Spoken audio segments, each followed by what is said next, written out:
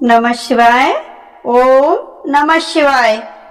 हे नारायण, आज सफला एकादशी के पावन दिन पर आपके चरणों में अपना शीश झुकाकर मैं आपको बार बार प्रणाम करती हूँ। हमारे जीवन की हर बाधा को हर लो, हर कमी को पूर्णता से बदल दो। हे करुणा निधान कृष्ण भगवान, आपके चरणों में शीश झुकाते हुए मन के विकार शांत हो जाते हैं और जीवन की हर राह सफलता की ओर बढ़ने लगती है। हे मुरलीधर, जैसे आपकी बंसी की मधुर धुन सूखे हृदय में प्रेम भर देती है, वैसे ही सफलता एकादशी व्रत हमारे जीवन को पुण्य और प्रभु कृपा से भर देता है। हे द्वारकाधीश, आपकी एक सृष्टि मात्र से भाग्य जाग उठता है। जो भक्त इस एकादशी को श्रद्धा से करता है, उसके हर कार्य को आप सफल बना देते हैं।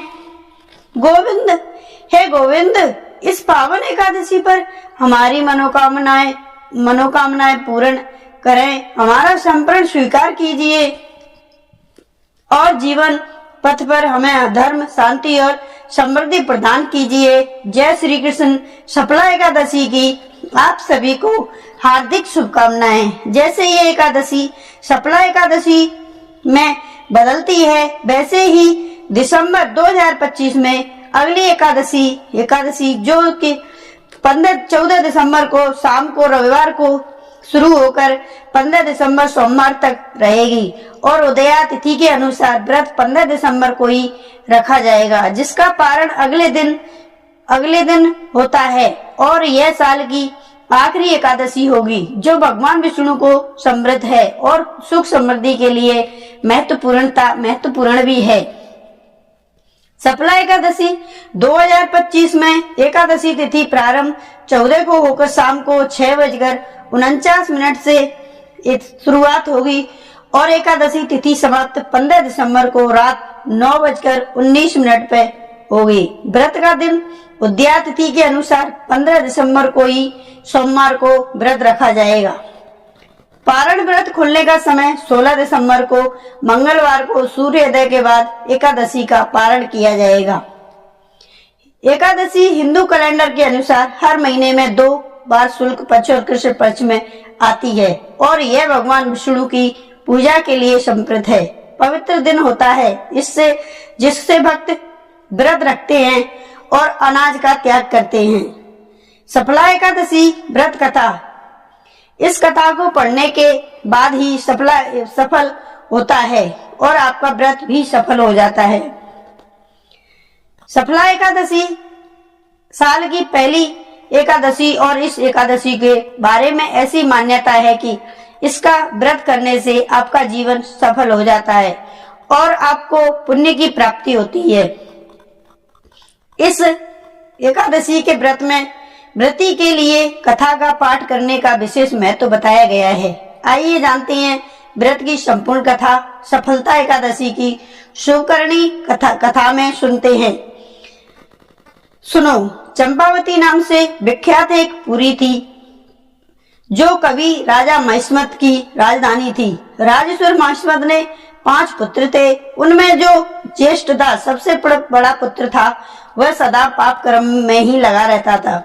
वो सबसे बड़ा पापी था, पर स्त्रीगामी और वह बुरे आचरण वाला था। उसने पिता के धन को पाप कर्म में ही खर्च किया। वह सदा दुराचार, प्राणायाम तथा ब्राह्मणों को निंदा किया करता था। वैष्णवों और देवताओं की भी हमेशा निंदा किया करता था। अपने पुत्र को ऐसा देखकर महिषामत ने राजकुमारों में उसका नाम लुम्बक रख दिया था। फिर पिता और भाइयों ने मिलकर उसे राज्य से बाहर निकाल दिया। लुम्बक उस नगर में निकलकर वन में चला गया था। वहीं रहकर उस पापी ने समूचे नगर का धन लूट लिया। एक दिन जब यह चोरी करने के लिए नगर में आया तो रात में पहरा देने वाले सिपाही ने उसे पकड़ लिया, किंतु जब उसने अपने महिषात का पुत्र बताया तो सिपाहियों ने उसे छोड़ दिया। फिर वह पापी वन में लौट आया और मांस तथा वृक्षों के फल खाकर वह निर्वाह रहने लगा। उस दुष्ट का विश्राम स्थान पीपल के पेड़ के नीचे था। वहाँ बहुत वर्षों का पुराना पीपल का वृक्ष था। उस वन में वह वृक्ष एक महान देवता माना जाता था। पाप बुद्धि लुब्बक वही निवास किया करता था। बहुत दिनों के पश्चात एक दिन की किसी संक्षिप्त पुण्य के प्रभाव से उसके द्वारा एकादशी के व्रत का पालन हो गया और ठोस में कृष्ण पक्ष को दशमी के दिन पापिष्ट लुम्बक के वृक्षों का फल खाए और वस्त्रहीन होने के कारण रात भर जाड़े का कष्ट भोगा और उस समय न तो उसे नींद आई और न ही आराम ही मिला। वह निमशना सा हो रहा था। सूर्योदय होने पर भी उसने पापी को होश नहीं हुआ। सफलता एकादशी के दिन भी लुम्बक बेहोश पड़ा रहा। दोपहर होने पर उसने चेतना प्राप्त हुई। फिर इधर उधर सृष्टि डालकर वह आसन से उठा और लैंगड़े की भांति पैरों से बार बार लंगड़ाता हुआ वन में भीतर गया। वह भूख से दुर्लभ और पीड़ित हो रहा था। सफला एकादशी व्रत कथा। राजन उस समय चुम्बक बहुत से फल लेकर के वहीं से जियो के विश्राम स्थान पर लौटा। त्योहार भी सूर्यदेव अस्त हो गए थे। तब उसने वृक्ष की जड़ में बहुत से फल चुने और निवेदन करते हुए कहा, इन फलों से लक्ष्मीपति भगवान विष्णु संतुष्ट हो जाएंगे। यूं कहकर के लुम्बक ने रात भर नींद ही नहीं ली। इस प्रकार अनायास से उसने इस व्रत का पालन कर लिया। उस समय साहस आकाशवाणी हुई, हे राजकुमार, तुम सफला एकादशी के प्रसाद से राज्य और पुत्र प्राप्त करोगे। बहुत अच्छा कहकर उसने वह वरदान की स्वीकार कर लिया। इसके बाद उसका रूप दिव्य हो गया। तब से वह उसकी उत्तम बुद्धि भगवान विष्णु के भजन में लगने लगी।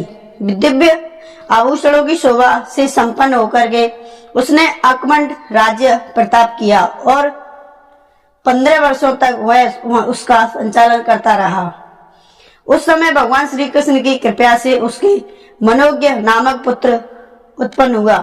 जब वह बड़ा हुआ तब लुम्बक ने तुरंत ही राज्य की ममता छोड़कर उसे पुत्र को सौंप दिया और वह भगवान श्री कृष्ण के समीप चला गया, जहां जाकर मनुष्य कभी शोक में नहीं पड़ता। राजन इस प्रकार से सफला एकादशी का उत्तम व्रत करता रहा। वह इस श्लोक में सुख भोगकर मरने के पश्चात मोक्ष को प्राप्त हुआ। संसार में वे मनुष्य धन हैं और सफला एकादशी के व्रत में लगे रहते हैं, उन्हीं का जन्म सफल है। महाराज, इसकी महिमा को पढ़ने सुनने तथा उसके अनुसार आचरण करने से मनुष्य राजस्व यज्ञ का फल प्राप्त होता है। बोलो जय श्री कृष्ण भगवान की जय। सफला एकादशी की आप सभी को हार्दिक शुभकामनाएं। आप भी व्रत करिए और मैं भी व्रत करूंगी। खुश रहो।